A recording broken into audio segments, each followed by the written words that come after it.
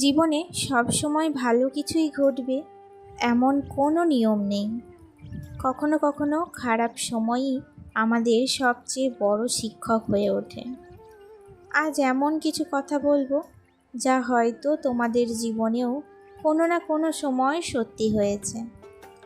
জানো তো, জীবনে ভালো কিছু হওয়ার আগে সব সময় যে আমাদের সঙ্গে ভালো কিছুই ঘটবে তার কোনো মানে নেই। জীবনের পথে চলতে গেলে ভালো মন্দ দুটো পরিস্থিতিরই মুখোমুখি হতে হয়। আর সত্যি বলতে কি, অনেক সময় ভালো সময়ের চেয়ে খারাপ সময়ই যেন আমাদের জীবনে বেশি আসে। যখন সব কিছু আমাদের ইচ্ছামতো হয় না, তখন একের পর এক সমস্যা সামনে এসে দাঁড়ায়। তখন মনে হয় যেন জীবনটা খুব কঠিন, কিন্তু বাস্তবতা হলো এই কঠিন সময়গুলোকে এড়িয়ে যাওয়ার কোনো উপায় নেই। এগুলোকে মেনে নিয়েই আমাদের সামনে এগিয়ে যেতে হবে। জীবনটা আসলে একটা লড়াই। প্রতিদিন ছোট ছোট সমস্যা, দায়িত্ব, অভাব, কষ্ট সব কিছুর সঙ্গে লড়াই করেই আমাদের পথ চলতে হয়। আর এই লড়াই করতে করতে আমরা ধীরে ধীরে শক্ত হয়ে উঠি, অভিজ্ঞ হই এবং অনেক মূল্যবান শিক্ষা অর্জন করি। ভালো সময় আমাদের আনন্দ দেয় ঠিকই, কিন্তু খারাপ সময় আমাদের শেখায় কে আপন কে পর, কোন পরিস্থিতিতে কিভাবে নিজেকে সামলাতে হয়, ধৈর্য কতটা গুরুত্বপূর্ণ। এই সব শিক্ষা কিন্তু বেশিরভাগ সময় কঠিন পরিস্থিতির মধ্যে দিয়েই আসে। তাই আজকাল আমি একটা বিষয় বিশ্বাস করি, জীবনে খারাপ কিছু ঘটলেই ভেঙে পড়লে চলবে না, বরং ভাবতে হবে হয়তো এর মধ্যেও কোনো না কোনো শিক্ষা লুকিয়ে আছে, যা ভবিষ্যতে আমাদের আরও ভালো মানুষ হতে সাহায্য করবে। তোমরাও বলো, তোমাদের জীবনে এমন কোনো কঠিন সময় এসেছে কি, যেখান থেকে তোমরা গুরুত্বপূর্ণ কোনো শিক্ষা পেয়েছো? কমেন্টে অবশ্যই জানিও। চলো এখন শুরু করি আজকের দিনের বাকি কাজগুলো। জীবন যেমনই হোক, থেমে থাকলে তো চলবে না, তাই না? নমস্কার, কেমন আছো সবাই? আশা করছি সবাই খুব ভালো আছো। আমরাও বেশ ভালো আছি। আমি সুমি। আজকে আমার আরও একটি নতুন ব্লগে তোমাদের অনেক অনেক জানাই স্বাগত। দেখো, সকাল থেকেই উঠে নিজেকে না একটুও রেস্ট দিইনি, একদম জোর কদমে লেগে পড়েছি সংসারের কাছে। সংসারের কাজ বলতে পরিষ্কার পরিচ্ছন্ন সকালের বাসি কাজ সবই তো করলাম, তোমরা দেখতেই পেলে। তারপর এসেছি একদম দোতলায়। আসলে দোতলায় তো এখন মিস্ত্রিতে কাজ করছে, তাই তেমন একটা দোতলার কোনো ভিডিও তোমাদের সাথে শেয়ার করতে পারি না। তবে কি বলো তো, এখন ওই যে একটু ধুলোবালি পড়েছে, তাই জন্য সিঁড়ির এই যে গ্রিলগুলো, সেগুলোই কিন্তু একটু ভালো করে ক্লিনিং করে নিচ্ছিলাম। আসলে এগুলোর প্রতি যত্ন না নিলে না, এগুলো আবার খারাপ হয়ে যাবে। আর সাদা জিনিসের প্রতি একটু যদি মরচে ধরে যায়, দেখতে ভীষণ বাজে লাগে, জানো তো। তাই জন্য ওগুলোকে মোছামুছি কমপ্লিট করলাম। আর তারপরে একদম দেখা হচ্ছে তোমাদের সাথে বেশ কিছুক্ষণ পর। আমি এখন বসেছি তরকারি কাটতে। আজকে কি রান্না করব কিছুই ভেবে পাচ্ছিলাম না। তারপর দেখলাম কয়েকটা তিতো করলা আছে, তো সেগুলোকেই কিন্তু কেটে নিচ্ছি। কিছু করলা ভাজা করব, তার সাথে একটু ঝোল টোল করবো। আসলে এই গরমের মধ্যে কি রান্না করব এটা ভাবতেই না বেশ বিরক্ত লাগে। আসলে অনেকগুলো পদ হলে রান্না করতেও বিরক্ত লাগে যেন, বিশেষ করে দাঁড়িয়ে দাঁড়িয়ে।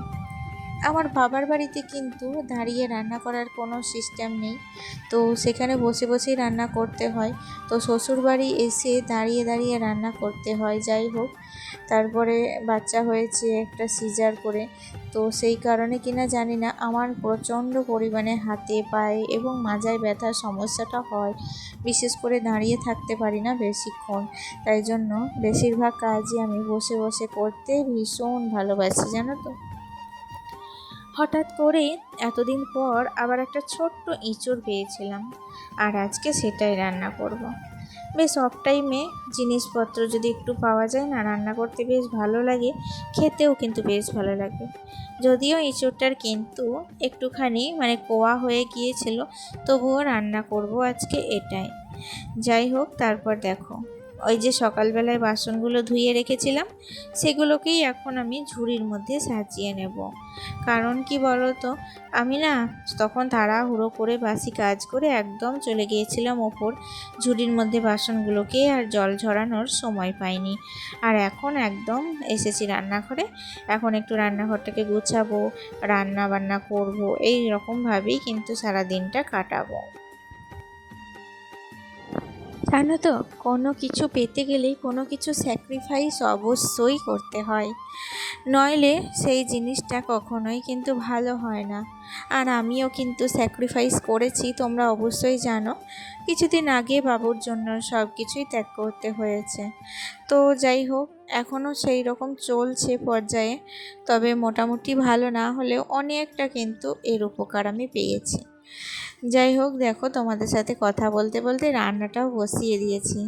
আজকে রান্না করেছিলাম, দেখো এদিকে তিতো করলা ভাজাটা চলছে, তার আগে কিন্তু আমি শাকটা নামিয়ে নিয়েছি, আর তিতো করলা ভাজাটাও কমপ্লিট হয়ে গেছে। আর এখন রান্না করব এই যে মাছের ঝোল। আসলে অনেক দিন থেকেই মাছ পাই না, তো একটু মাঝে মধ্যে মাছটা পেলে বেশ একটা তরকারিটা চলে আসে। মাছ, ডিম এগুলো একটা মোটা তরকারি, তাই না? এগুলো যদি থাকে প্রত্যেক দিনের রান্নার হেসেলে, তাহলে নতুন করে আর ভাবতে হয় না যে কি রান্না করব। যাই হোক, মনে হচ্ছিল যে আজকে এঁচোড়টা রান্না করে হয়তো খেতেই পারবো না, কারণ এতদিন পর এত একটা বুড়ো এঁচোড় তো রান্না করে কেমন খেতে হবে নিজেও তো বুঝতে পারছিলাম না। তো যাই হোক, কোনো কিছু ভয়ের কোনো কারণ নেই, রান্নাটা কিন্তু বেশ ভালো হয়েছিল, খেতেও কিন্তু বেশ ভালোই লাগছিল। আসলে একটু অফ টাইমে একটু আলাদা রকম স্বাদ, তো বেশ ভালোই লাগছিল।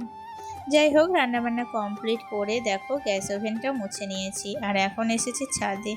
আজকে কিন্তু বেশ রোদ করেছে জানো তো, যাই তার জন্য দেখো জামা কাপড়গুলো কিন্তু প্রায় শুকিয়ে গিয়েছিল, তো সেগুলোকে এখন তুলে নিচ্ছি। আর সেই যে ছেঁড়া দড়িটাকে কোনো রকমে দেখো এখন গিট মেরে মেরে কিন্তু এখন কোনো রকমে কাজ চালাচ্ছি। তো পরে একটা নতুন দড়ি কিনে আমাকে এখানে টাঙাতে হবে, নয়তো সামনেই তো বর্ষা আসছে, বর্ষাকালে আর এই দড়িটা যে আগের মতো টিকবে সেটা কিন্তু আর আশা করা যায় না। তো বেশ কিছু জামা কাপড় সবগুলোই শুকিয়ে গিয়েছে, তো সবগুলোই আস্তে আস্তে দেখো সব তুলে নিয়েছি, আর এখন কিন্তু একদম নিচে চলে যাব। আসলে গরমও ধরেছে খুব, স্নান করব, কারণ কি বলো তো, রান্না বান্না করার পর এত শরীরে একটা গরম ধরে না, কি বলবো। তাই জন্য একদম স্নান করে ফেলেছি, আর একদম মাথায় স্নান করেছি জানো, কারণ কি বলো তো, প্রচণ্ড গরম লেগেছিল। আর আমি তো এমনিতেও দুদিন কি একদিন অন্তর অন্তর মাথায় স্নানটা করেই থাকি, আর আজকেও দেখলাম যে দুদিন তো স্নান করিনি, তাই জন্য আজকে মাথায় স্নান করে নিই। আর এদিকে বিছানার বেড কভারটা সকালবেলায় কেচে দিয়েছিলাম, আর এখন একটা আলাদা বেড কভার আমি পেতে দিচ্ছি। তো সকাল থেকে আর পাতার সময় পাইনি জানো, রান্না বান্না বিভিন্ন রকম কাজ নিয়ে ব্যস্ত হয়ে পড়েছিলাম, তাই জন্য এখন দুপুরবেলায় এটাকে একটু পেতে বেডরুমটাকে একটু গুছিয়ে নিচ্ছি। স্নান টান করে এলাম, এবার কিন্তু আমি কিছুক্ষণ বসবো।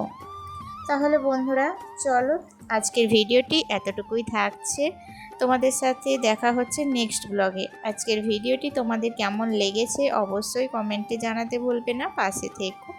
টাটা, সবাই ভালো থেকো, সুস্থ থেকো।